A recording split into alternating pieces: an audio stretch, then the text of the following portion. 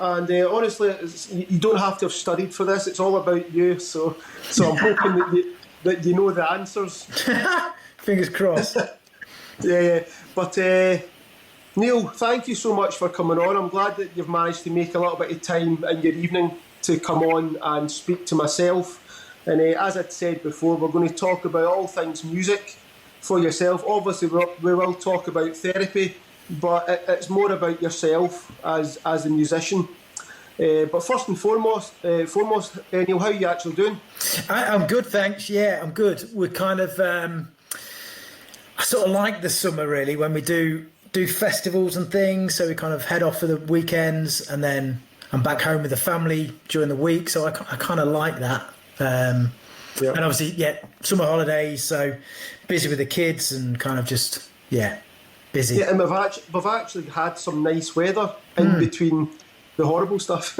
yeah, which has been nice. Yeah. It's been nice. Yeah. So, Neil, as I said, we're going to talk about all things music. But what I like to do with my guests is go back to the very beginning. Right. So for yourself, where did you grow up? So I'm Derby, born and bred. So I'm kind of on the outskirts now, so I'm still here. Yeah, and Derby's a peculiar place, shall we say, for music. So I sort of think, I do think Derby's, I have a love-hate relationship with Derby. I think when you were young, did you get exposure to music from a young age? Like, were your parents playing music, or was it something that came later on? Yeah, so my mum and dad never played instruments, but they used to go to loads of gigs. I always remember that. They were always out and about watching gigs. My older brother, he was a bass player in a band, and funnily enough, it was the drummer of his band that kind of gave me my first sort of drumming lessons, if you like. So I kind of, I suppose it's one of those things where you sort of, I don't know how I kind of fell into drumming at first. I suppose it's like one of those things when you're a little kid. But once I started having lessons and then getting into music at the same time, it all kind of really made sense and things fell into place. I presume as a youngster, I kind of saw a shiny drum kit and thought, all great. But it wasn't, I'd never really sat behind a drum kit at that point. I was going to ask, do you remember what age you were when you discovered your own musical taste? Because there's a lot of people who will hear what their mum and dad or their siblings are playing, but you always get like to an age where you discover your own bands that you like for yourself. Do you remember who were some of the bands that you were discovering? So the first band where I went and actually bought records with my own money, I remember I was at Cubs. So what age is that? I do remember clearly being at Cubs, and it was, the band was Madness. Right. And I think it kind of, obviously, there's that kind of humorous edge to them, which, for a 10-year-old, I suppose I would have been. It kind of did resonate. Madness were one of the first bands, and I did like that sort of. I remember buying the sort of two-tone compilations, like the Specials and Selector and stuff like that. Yeah. That all kind of, and I suppose there was something about the way they were all dressing and things. I suppose at that age, which things pull you in. They were very unique, especially for the time. Yeah. And the records, they still sound great.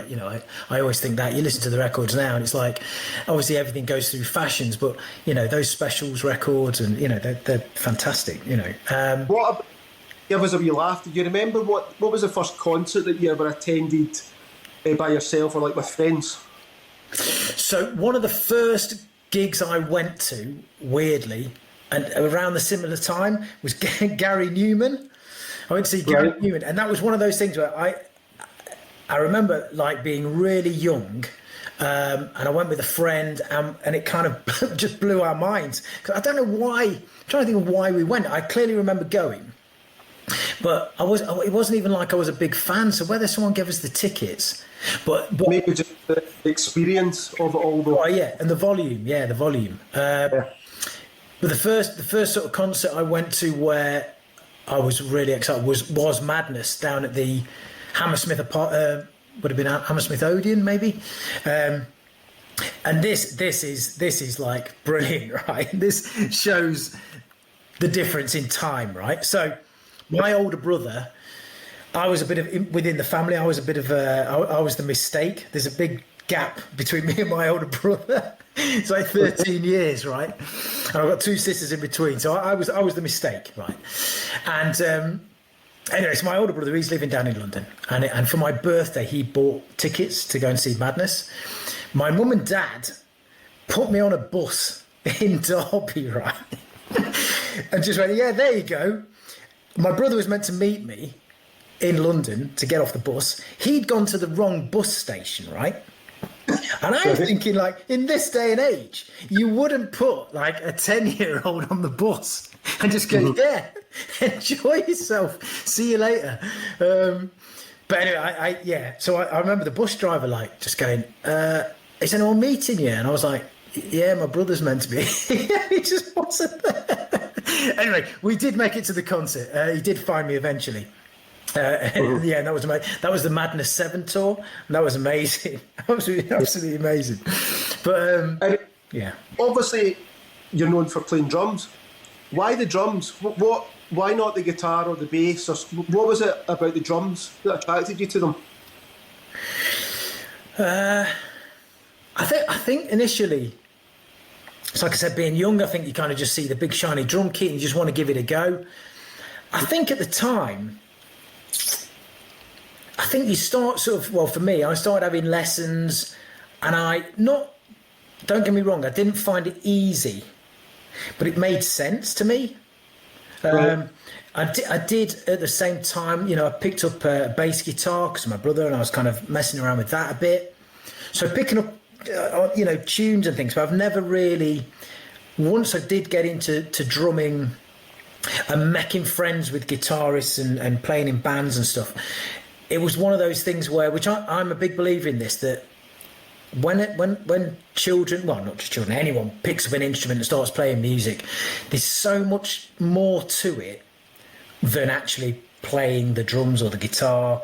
It's all about self-confidence, about friendships, there's so much going on. And I didn't realise it at the time, but looking back, it's almost like amongst your peers, you can suddenly do something that they can't. There's all types of things. So yeah, I wouldn't say I didn't find it easy. I did have to sit and practice a lot, but I was loving it. I was really enjoying it. So it's kind of so it's an odd one really. I didn't find it a chore. I was really kind of. Yeah, you obviously enjoyed it. But who were some of the musicians then that you would have been looking up to back then?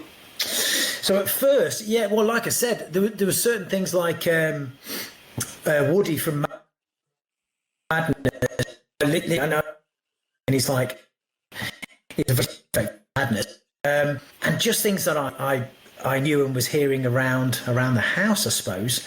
As I then sort of started to find bands going along the same route of things that sort of catch your eye as a youngster. Kiss were one of the first bands I then got into as, I suppose, the first rock band, if you like. So Peter Criss, obviously. And to be honest, it was one of those things where I got into Peter Criss, etc., got a bit older, started playing in... started playing alongside the guitarist we ended up being in The Beyond, which is my first sort of band. But my brother, to be honest, just gave me All the World's a Stage by Rush and just said, if you're listening to drummers, listen to that.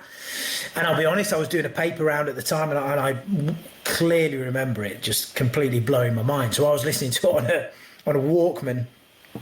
Yeah. And, just like, oh my God. But it was everything. It wasn't just the drums. I wasn't just being like, well, the drums are amazing. It was like the band. It was suddenly, Kiss, bless them, are great, but it's all very simple, and suddenly Rush kind of put a lot more thought into it. And at the same time, I was sort of discovering Slayer and Metallica, and it all kind of came around that. I was around the sort of, I suppose I was about 14 at the time, 13, 14. And you start realising, oh, well, for me anyway, and being from Derby and the musical surroundings, I always had this thing where I was sort of out of step with what was going on musically around me. I sort of had this niggling thing where I liked playing music that sort of didn't annoy people, but I was very happy. A wee bit rebelling, yeah. I suppose. Yeah, definitely. Yeah.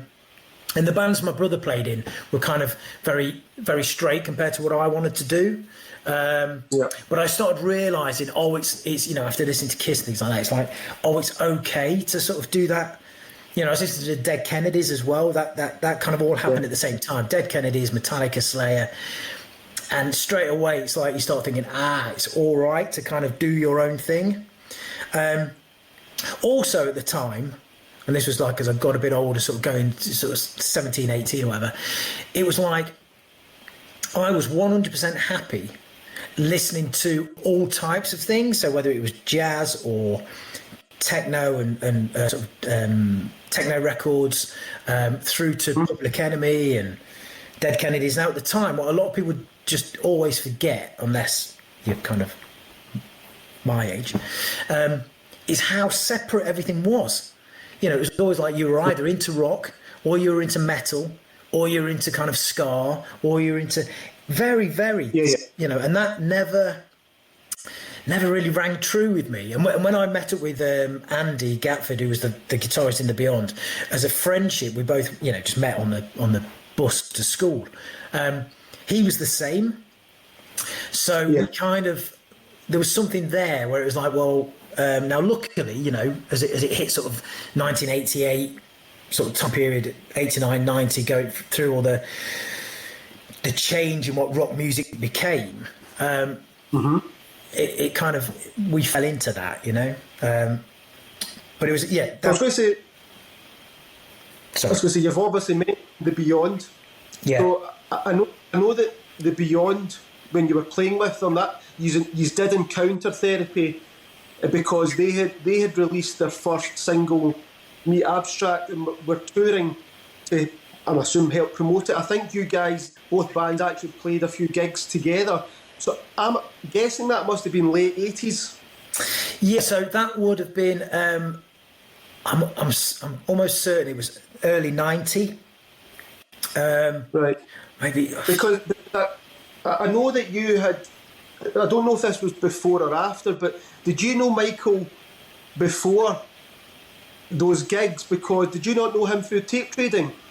Yeah, so well, we kind of figured that out as the tour came together. Yeah, Michael had through tape trading. Michael had we'd done a demo tape, and it was the classic thing: you do your demo tape, and then advertise it in the fanzines. People write and buy them. And Michael had done that, so he'd been in touch.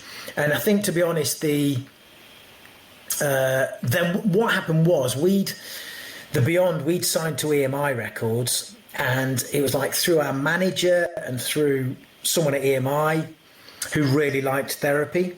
And because even though Therapy were more from the punky angle and we were more from the sort of thrash metal angle, a lot of the grooves were very similar. There was a lot of techno influence in the rhythms. So we were heavy. Both bands were heavy, but left of centre, if that makes sense. So for us to tour together was perfect. So it just came about like that. And then I think we did 4 gigs, maybe 5 gigs in the UK. And I think, I could be wrong here, but I think Meet Abstract arrived at one of those gigs.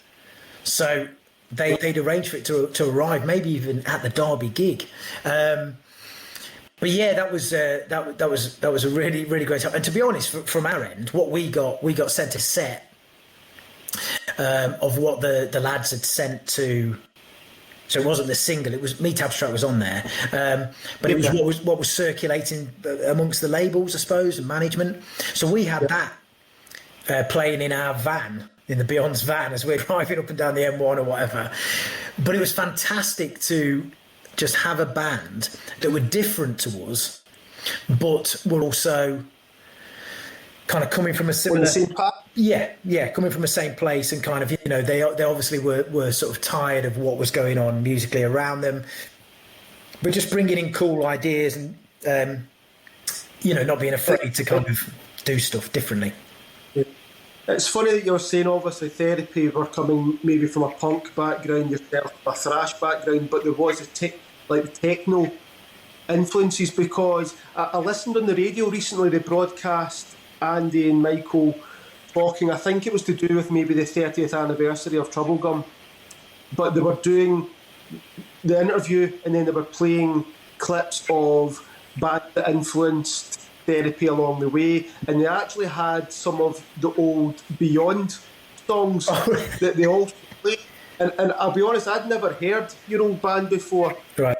and it wasn't until they played it I was like, it seems obvious now in hindsight that you were a good choice to replace previous drummers, because there was styles in there very similar to Fife Ewan. Yeah.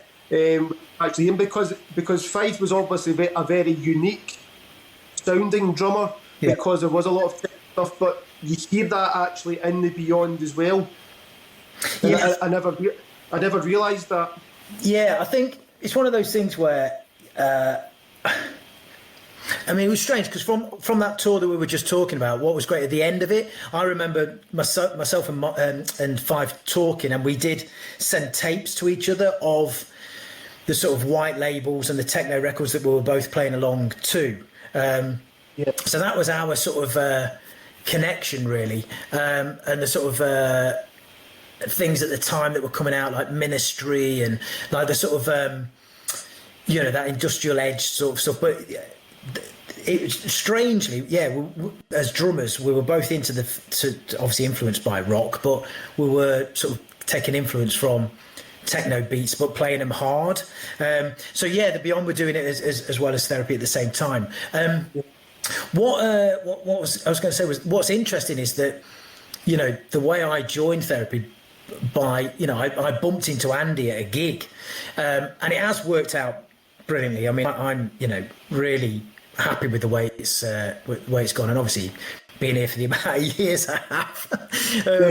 But it's an odd one. So it's, you're right. It's kind of it makes complete sense, and it is so funny how no one really sat down at a table and went, "Oh, what about this?" You know, I mean, me and Andy kind of bumped into each other at a gig. I think what I'm meaning from a fan point of view is that there's certain bands that, you know, they've let the drummers left, they've got another drummer in. Now the drummer's obviously got to play those parts. Yeah. And they're all great. They're all great drummers, but sometimes you hear it and you go, "There's something missing." Right. And it's because maybe they approach the instrument from a different background.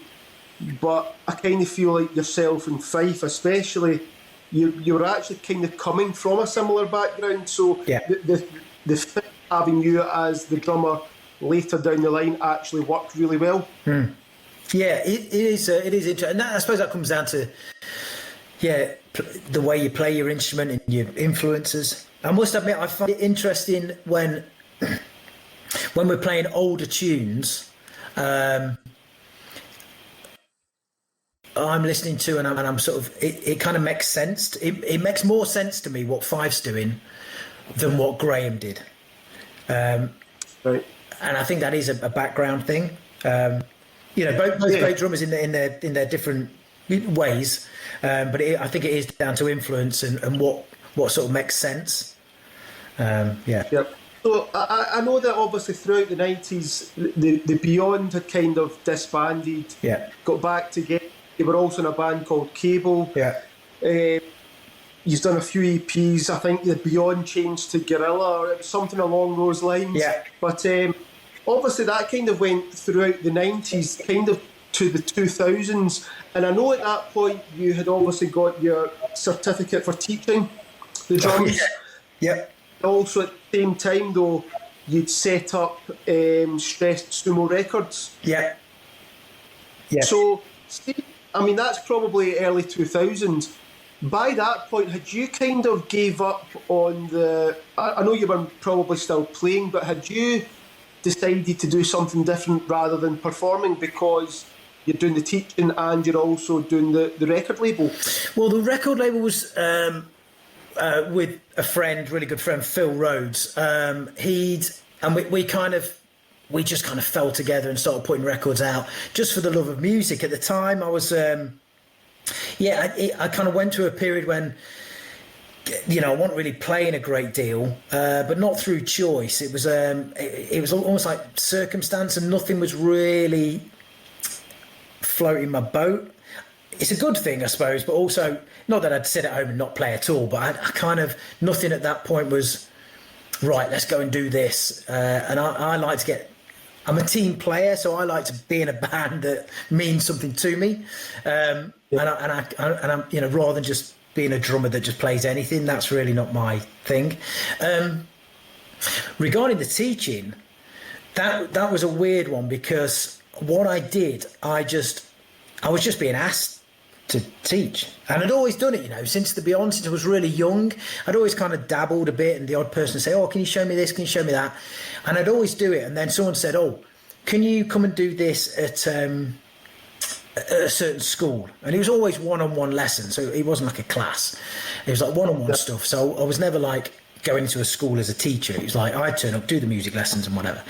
And I started teaching in a drum shop as well, and I did really enjoy it. I tried to kind of give the pupils something quite rounded. I'd take them into the studio, I'd organise like a performance thing for them. So it wasn't just they were, bashing through whatever. And then I'll be dead straight with you, to be honest, my mum passed away, and I suddenly, it was one of those moments where I suddenly realised I'm doing this teaching and I've got nothing to actually say I can do it. So that's when I went and did the certificate of teaching, and I just thought, I haven't got to do anything, but it was one of those things where, when, someone... You want... And again? I'm saying, was it just as simple as you wanted to do it? Yeah, I just wanted something like just to tick a box and go, you know what, I can do it. And it was with the Royal School of Music, and it was, I tell you what, it was bloody awesome, actually. It really, really was great. It really made everyone just go... Well, everyone who I saw on the course thing just go, right. And it was one of these things where you did like a couple of days in London, a couple of days in Bristol, and you had a lot of the work you were doing remotely, but it just made you, it made teaching so much easier. Maybe just kind of look at it and go, okay, so I want to get that point across, blah, blah, blah. So that to be honest, I just kind of fell into that because I felt as though I just wanted to get something, It's almost like you prove it to yourself as well that you can do it. Yeah. And then that's great, and you can, it's there. You can always fall back on it if I get hit by a bus and bring me back or whatever. But yeah, so at the moment, I'm not, for a long time now, I've just not really had the time to do it, and I got to the point where I did really enjoy it. I'll be straight, it wasn't a chore to me, and I know some musicians fall into it almost like begrudgingly. Like I was saying earlier, I think there's a lot to playing an instrument, and I would honestly teach kids, and you'd see their confidence grow and everything. It's like, it was, really rewarding, actually. Really rewarding, yeah. And you had, obviously previously, so I know 2002 time was when you joined therapy. So how did that actually come about? I know you said that you bumped into Andy. Yeah, so I went down to a gig at the Garage, rival schools gig, and just bumped into Andy at the bar. And have you kept in touch with the guys? You know what? Having known, not really, no. And over all the years, we've been looking at things where like. Andy sent there was like a review, like a therapy review, and there's like a Gorilla review, and then I know Cable played at Reading when I think Therapy played it. There was all these almost like points where we just didn't stay. And it's not like today, it's not like you can just like ping someone a message on Instagram. It's back in the day, it was very different. So we were just chatting at the bar, and I'll be straight. I'd had a few beers. So and he was saying, oh, we're looking for a drummer, da da da. And then it was like I got a call the following day, and through mutual friends, we kind of hooked up and went and did a gig. First gig was like in Portugal. So what it was very, very kind of like, it was like, let's go and do a gig and see how, obviously the lads knew I could play and I obviously knew how great the band were. So it's like, let's go and see how we get on. So, but what was funny was, it was like this whole thing where we had a rehearsal and it was meant to be 2 days rehearsals. So that was the thing, 16 songs headlining this festival, 2 days rehearsals. And then as it got closer and closer, the 2 days became 1 day. And then the 1 day became an afternoon. And then eventually it was just like one run through of the 16 songs and then we're off. I was like, no. So here's a question for Neil. So I play guitar, right? So if someone had said, if Andy phones me up and says, Ian, we're about to go on tour, I've went and broke my arm, I want you to fill in on guitar, obviously I would drop everything and do it, right? But as a guitarist, right, you learn the notes, you're playing the same chords, the same notes. It'll sound maybe slightly different, but it's not going to be that far off what Andy's playing or whoever it is you're filling in for. Right.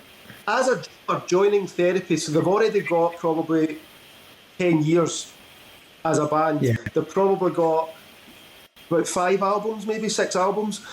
How do you approach it from a drumming point of view?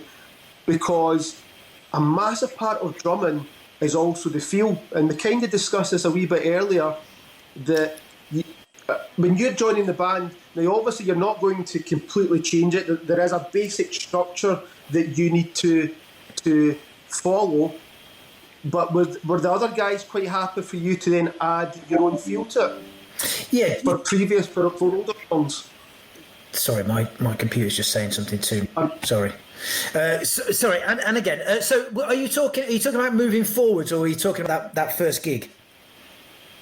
So the first gig, you haven't wrote any new songs and put your own spin on new songs. So you're playing songs previously performed by different drummers. So as a drummer for yourself, are you basically just listening to the old albums and trying to recreate what those previous drummers done, or you have a basic structure and then the other guys allowed you to put your own spin on it? No, I think for in that instance, and always, you've got to kind of respect what the original drummer played, and kind of give it the same feel. Otherwise, like you said earlier, you'll just change the whole feel of it.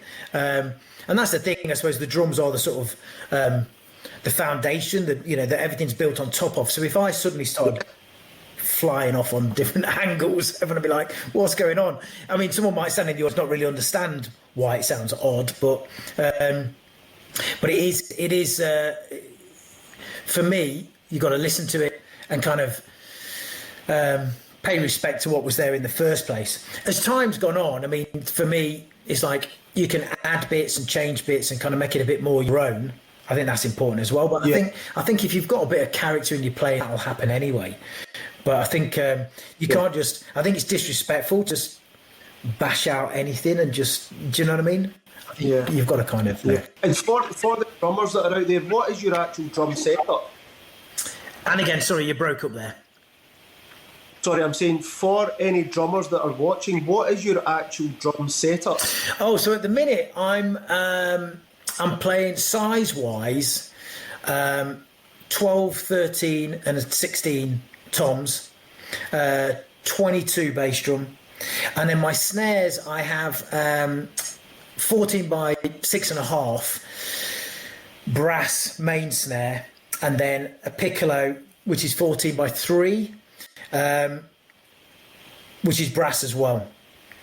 The main on every album I've done, my main snare is a pearl brass, one of the old-fashioned, what they call free-floating snare. So what you can do is you can basically take the head off and the hoop, right, and take the shell out.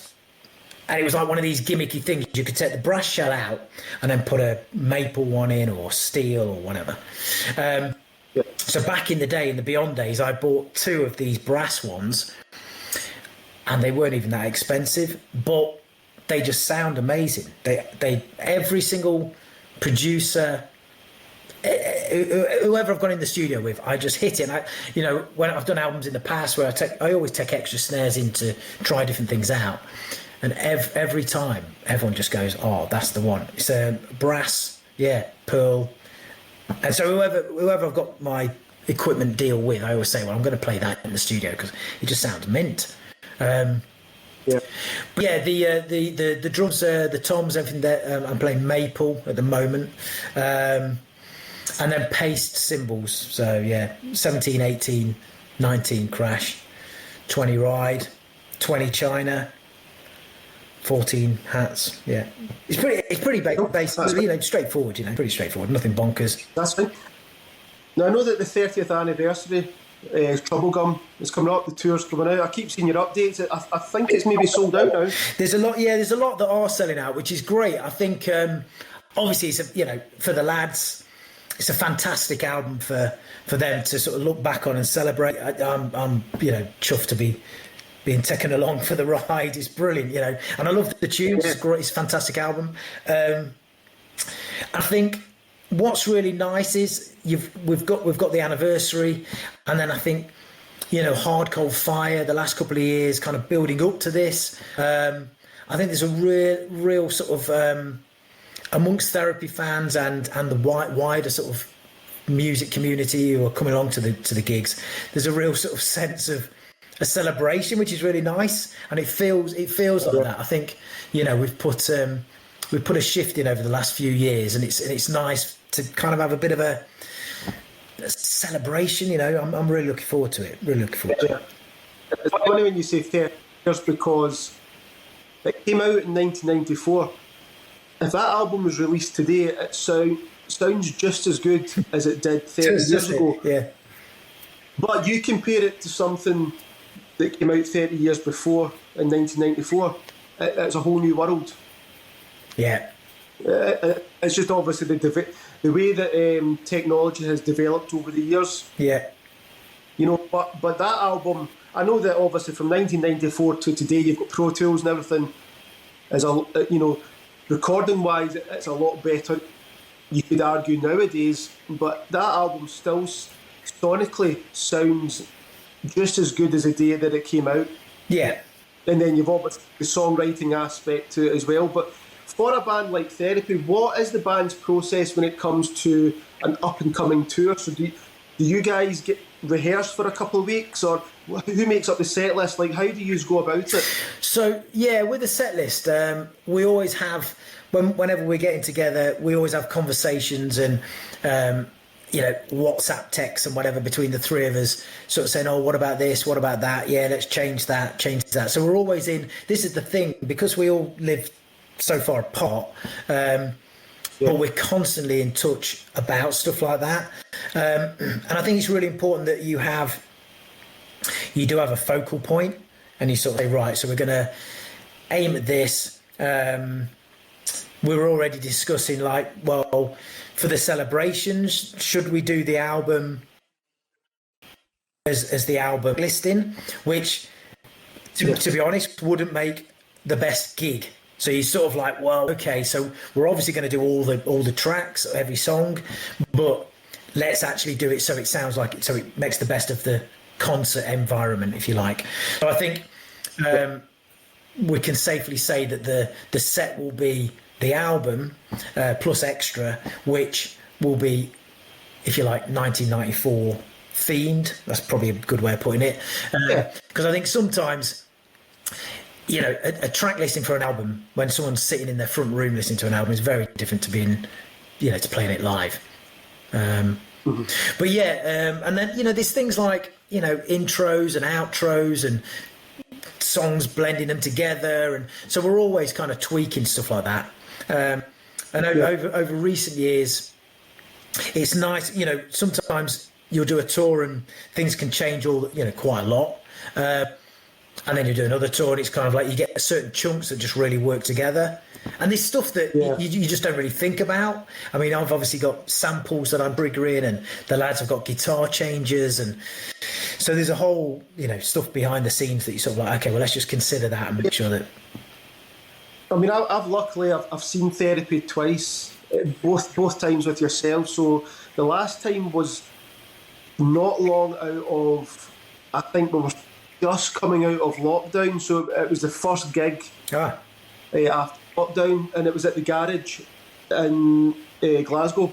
Oh, And right. if you remember, it was, I can't remember what the opening song was, but it was, if you remember, it was you stopped after the first song and said, right, the concert has to stop now because someone had got into an altercation with a staff member, or I don't know what it was. That's right. So it was dangerous. And then way before that, I think it was maybe 2009, I seen you at King Tut's with Ricky Warwick was supporting.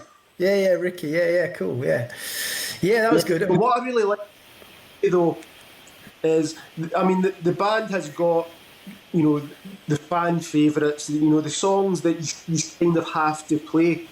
But what I like about Therapy is I've seen you twice, and it was two completely different gigs. You still play the B-sides, you play the obscure songs, you maybe throw a cover in there. It's two very different gigs. It's not just the same gig that you're playing every tour. Yeah. So it keeps it interesting for a fan, and you're also playing these songs that are maybe not the favourites, but the deep cuts that fans really want to hear. So that's what it keeps it really interesting.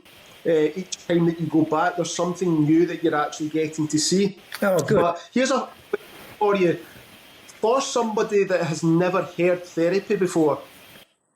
And I'm not talking about your favourite song or a fan favourite, but if someone had never heard the band before, what's the one song that you would recommend they listen that you think best represents the band's sound? Oh, I have that all the time where I've got mates who are asking, I'm like, it's hard to describe. That's a tough one. To just say one. You know what I mean? And to me, you always kind of go off recent records. So I'd go with one of the singles off Hard Cold Fire. But, there's so many bits that kind of, so say from, would you go for something off Crooked Timber? Would you go for something off Baby Teeth? Would you go for something like Still Hurts? There's certain tracks that really work live. But then, then you've got Isolation, you've got, as a cover, you've got so many things which just bring so many elements. And that's the beauty of the band, I think. But also it's kind of like a weird, it's fantastic, but also it's kind of like a problem, because you're sort of like, we're in a world where people like to go, this band do this actor does that. And when we're outside that box, it's kind of like, it just causes a problem. The problem's a great problem, I think. But I keep struggling to kind of put us in a, I mean, we're a heavy 3-piece rock band, with socially aware lyrics, and, it's kind of like punk influences, I think there's so many different sounds to the band, and as you say, it keeps it refreshing, because each album is not just a rehash of the previous one. Yeah. The sound, okay, there's probably like an overall sound that you kind of remain within, but you do try different things, and it keeps it interesting. You compare each album side by side, and it's not just the same album on repeat. Yeah. Which, same again, I think we're sort of we have this habit, I think, of we'll do an album and then clear off and do something else. And it's not like, what I love about the band is that we don't sit down and sort of go, right, we don't sit around the table and go, right, we're going to do this next. So it's very organic, when we're writing and ideas are coming together, and we sort of like, oh yeah, we really like that, and it's almost like you're looking back, going, oh yeah, right, okay. When you look back over the history, and for me, when I look back at the album, say like an album like Never apologise, never explain. And that, I just look back at the time, I didn't realise it, but that album just makes me smile, because I think it was when we'd gone back to being a three-piece. It's full of energy. It's like, let's have it, and it just makes me smile. It really does. But it's all, you know, it's after the event. When you're within it, you're kind of just enjoying it, writing, doing it, playing, etc., etc. Yeah. And so I think there is an honesty there that the three of us. Just, you know, we're into music, we're into playing. It's pretty simple, really. We're not trying to take over the world. We're just kind of trying to do our thing, and kind of we're happy doing that. You know, it's yeah. So Neil, lots of technical music chat for all the musicians that are going to be watching this, but we're going to end things with some fun questions for yourself. Okay. So, question number one. Imagine you could go back in time, anywhere in the world, big gig, small gig. What's the one gig that you wish you could have attended? Oh. One gig. I always say this, but to me, like, as a classic kind of being random, one of the classic kind of Elvis in Vegas or something like that, something bonkers. Elvis or James Brown, or, you know, one of the kind of old school, just a showman. To me, if you're going to be a showman, be a showman. Yeah. Obviously, you play the drums. What is there another instrument that you wish you could play? I don't know, actually. No, it's a weird one, isn't it? That's really weird, because I kind of plonk around on a keyboard, right, when we're sort of writing. And you know what's weird? Because someone said to me the other day, one of the kids was talking about playing keyboards and that. And I don't play keyboards. I just sit and kind of play. So I'm kind of happy. I'm kind of happy. I think if I wanted to play the harp, I'd go and get harp lessons. So I'm not that arsed. I'm happy. Kind of. I like getting a tune together, and I'm fulfilled playing my kit. It's an odd one. So I don't sit there going, oh, I wish I could play trumpet. I don't really do that. Yeah. Here's another question for you. So you've obviously done both for years and years and years. If you had to choose either writing and recording new songs or performing live for the rest of your days, you can only pick one or the other. Which one would you choose? I'd go for gigs. I think touring. You know what? If you the two are. I do love the fact that we do flip flop, and it keeps your head kind of, you know, in good shape. But yeah, the recording process is so kind of tight, and then it's, you know, however long you record, and then it's done, and then you just have. So this next question could maybe look bad for the other two guys in the band, but imagine that you've got a dead body in the boot of your car, right? It's 4 o'clock in the morning. Yeah, right. 4 o'clock in the morning. You need to dispose of this dead body, no questions asked. Which member of the dead are you phoning for help? You know what? I know exactly what I'd phone Michael, right? Because he's so bloody organised. He's the organiser. So, absolutely 100%. Yeah, Michael he'd be there with. He'd have the whole dug. He'd have the bag of lime. We'd be sorted. I'd asked that question, and someone had said to me, depending on what age the band members are, it was who would be more likely to pick up their phone at 4 o'clock in the morning. True. Yeah, that's true. Yeah, that's true. True. Yeah. Another question for you. As you know, there's millions of great songs that have been recorded, written over time, recorded, and it's there for all of time for us to listen to. What's the one song you wish you could have been in the recording studio to witness the band actually recording it? Oh, Christ. There's loads. It's just like, for me, like,